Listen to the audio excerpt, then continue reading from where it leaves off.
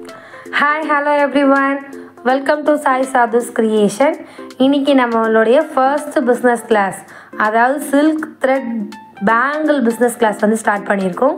இதோட ஃபர்ஸ்ட் வந்து பார்த்தீங்கன்னா silk thread bangle எப்படி wrap பண்ண போகிறோம்னு பார்க்க போகிறோம்.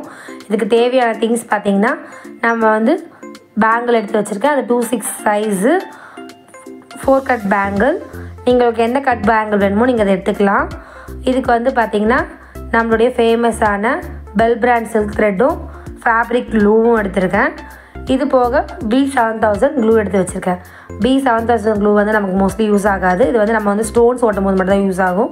ஏன்னா மேலே ஸ்டோன்ஸ் ஓட்டும் போது கண்டிப்பாக B7000 தான் யூஸ் பண்ணணும். இப்போ வந்து ரேப் பண்ணுறதுக்கு இந்த மாதிரி ஒரு அட்டை எடுத்திருக்கேன். நான் வந்து இது வந்து உங்களுக்கு சாம்பிளுக்கு தான் எடுத்திருக்கேன். நீங்கள் உங்களுக்கு முடிஞ்ச அளவுக்கு உங்களுக்கு எது வேணாலும் எடுத்துக்கலாம். நோட் புக் எடுத்துக்கோங்க, எக்ஸாம் பேட், அந்த மாதிரி நீங்கள் ஃபைல் எது வேணால் எடுத்துக்கலாம். நான் எங்கள் வீட்டில் வந்து இருந்தது ஒரு சின்ன கல்யாண பத்திரிக்கை. இது வந்து நல்லா ஈஸியாக இருக்கும். எனக்கு வந்து நான் வந்து இயரிங்ஸ்லாம் வந்து ரேப் பண்ணுறதுக்கு நான் அதிகமாக இதுவே யூஸ் பண்ணுவேன்.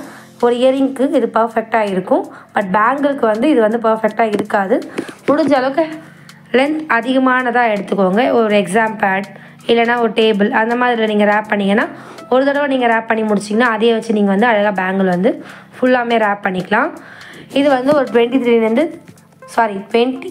to 30 ஸ்டைப்ஸ் எடுத்திருக்கேன். 30 ஸ்டைப்ஸ் எடுத்துகிட்டு இந்த மாதிரி க்ளூ போட்டு லைட்டாக கட் பண்ணி எடுத்துக்கலாம். இப்போ இது வந்து பார்த்தீங்கன்னா 30 ஸ்டைப்ஸ் இருக்குது. இப்போ வந்து நான் கொஞ்சமாக வந்து க்ளூ வந்து ஸ்டிக் பண்ணிவிட்டு இந்த மாதிரி பரவி விட்டுக்கோங்க. அந்த ஒட்டும் போது பார்த்தீங்கன்னா இந்த மாதிரி படர்ந்து இருக்கணும். அந்த த்ரெட்டு வந்து நல்லா படர்ந்து இருக்கணும். அப்போ தான் வந்து உங்களுக்கு சுற்றும் போது அழகாக இருக்கும். நீங்கள் மொத்தமாக வச்சு ஒட்டிட்டிங்கன்னா அது சுற்றும் போது உங்களுக்கு அழகாக வராது. ஸோ இந்த மாதிரி நல்லா எந்த அளவுக்கு உங்களால் படர்ந்து ஃப்ரீ ஹேண்ட்ஸாக பண்ண முடியுமோ அந்த மாதிரி பண்ணிக்கோங்க. நமக்கு சுற்றும் போதும் பார்த்தீங்கன்னா இந்த மாதிரி நல்லா படர்ந்து நல்லா டைட்டாக உங்களுக்கு இதில் வந்து ஒர்க்கே பார்த்திங்கன்னா அந்த கட்டை விரல் தாங்க. கட்டை விரலும் ஆள்காட்டி விரலும் நல்லா வச்சு எந்த அளவுக்கு உங்களால் டைட்டாக பிடிச்சி நல்லா ரேப் பண்ண முடியுமோ அந்த அளவுக்கு ரேப் பண்ணிக்கோங்க. கை விடாமல் ரேப் பண்ணணுங்க. முக்கியமான விஷயம், சில்க் த்ரெட் பேங்கிள் ஒரு பேங்கிள் எடுத்துட்டிங்கன்னா நடுவில் வந்து வச்சுட்டு வேறு ஏதாவது வேலை பார்த்துட்டு அப்படிலாம் வந்து பண்ணக்கூடாது. நீங்கள் ரேப்பிங்கை ஸ்டார்ட் பண்ணிட்டீங்கனாலே அது ஒரு பேங்கிளை ஃபுல்லாக ரேப் பண்ணி முடிச்சுட்டு க்ளூ போட்டு ஒட்டிட்டு தான் நீங்கள் வந்து நெக்ஸ்ட் ஒர்க் போகணும். இதுதான் வந்து முக்கியமான விஷயம். நிறைய பேர் என்ன பண்ணுவாங்க, நல்லா டைட்டாக ரேப் பண்ணிகிட்டே இருப்பாங்க. நடுவில் ஏதோ ஒரு ஒர்க் வரும், அப்படியே வச்சுட்டு போவாங்க. திரும்ப வந்து ரேப் பண்ணும்போது அந்த பேங்கிள் வந்து லூஸ் ஆகிடும். அந்த டைம் கொஞ்சம் டைட்டாக இருக்கிற மாதிரி தெரியும். அப்புறம் கொஞ்சம் நேரம் கழிச்சு பார்க்கும்போது நல்லா லூஸ் ஆகிடும். ஸோ வந்து இதெல்லாம் நீங்கள் வந்து கண்டிப்பாக ஃபாலோ பண்ணிக்கோங்க. இந்த மாதிரி பாருங்கள், படர்ந்து எந்த அளவுக்கு உங்களால் முடியுமோ அந்த அளவுக்கு படர்ந்து நீங்கள் வந்து ரேப் பண்ணிக்கோங்க. ரேப்பிங்க்கு கொஞ்சம் டைம் எடுக்கும். ஏன்னா வந்து ரேப்பிங் வந்து ரொம்ப ரொம்ப இம்பார்ட்டண்ட். நிறைய பேர் நினச்சிக்கிறாங்க சீக்கிரமாக வந்து என்னுடைய பேங்கிள் பிஞ்சிருது, சீக்கிரமாக ஒரு மாதிரி ஆகிடுது அப்படின்லாம் சொல்கிறாங்க. அதுக்கு ரீசன் வந்து ரேப்பிங் ஒழுங்காக பண்ணியிருக்க மாட்டாங்க. நீங்கள் ரேப்பிங்கை பர்ஃபெக்டாக பண்ணிங்கன்னா பேங்கிளுக்கு ரொம்ப லைஃப் வரும். அதனால் ரேப்பிங்க்கு வந்து ரொம்ப கான்சன்ட்ரேட் பண்ணி எக்ஸஸாக டைம் கொடுத்து கூட பண்ணுங்கள்.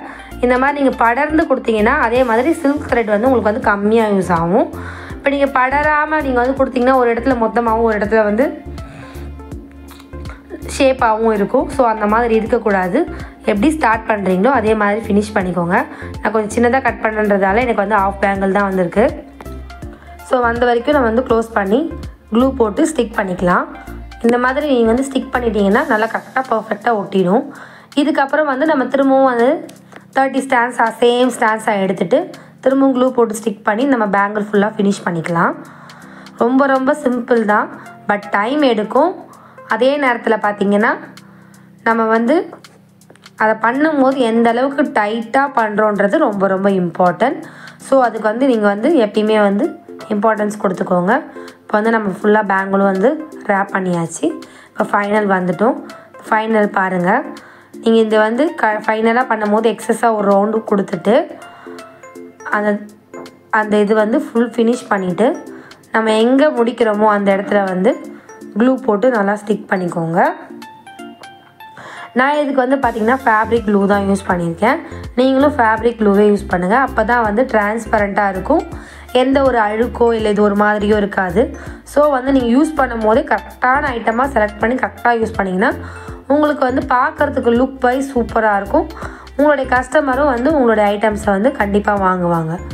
இந்த மாதிரி ரேப் பண்ணிவிட்டு க்ளூ போட்டு ஸ்டிக் பண்ணிவிட்டு எக்ஸஸாக இருக்க த்ரெட்டை வந்து நம்ம கட் பண்ணிக்கலாம். இப்போ கட் பண்ணியாச்சு. நம்மளுடைய அழகான சூப்பரான ஃப்ளாட் பேங்கிளோடைய சில்க் த்ரெட் வந்து நம்ம ரேப் பண்ணியிருக்கோம்.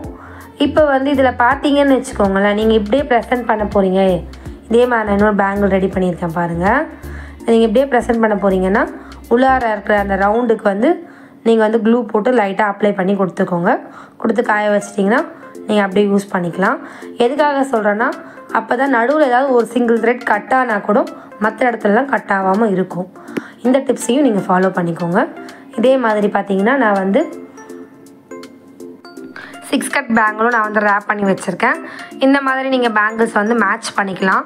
ஒரு டார்க் கலர் ஒரு லைட் கலர் நீங்கள் மேட்ச் பண்ணும்போது உங்களுக்கு பர்ஃபெக்டாக இருக்கும். இல்லைனா உங்களுடைய ட்ரெஸ் கலருக்கு நீங்கள் மேட்ச் பண்ணிக்கலாம். இதில் வந்து பார்த்திங்கன்னா நான் வந்து ஸ்டோன்ஸ் வச்சு நெக்ஸ்ட் வீடியோ போடுறேன். நெக்ஸ்ட் வீடியோவில் பார்க்கலாம். இந்த வீடியோ பிடிச்சிருந்தா நம்ம சேனலுக்கு ஒரு லைக் பண்ணுங்கள், கமெண்ட் பண்ணுங்கள், சப்ஸ்கிரைப் பண்ணுங்கள். கூடவே அந்த பெல் ஐக்கானை டச் பண்ணுங்கள்.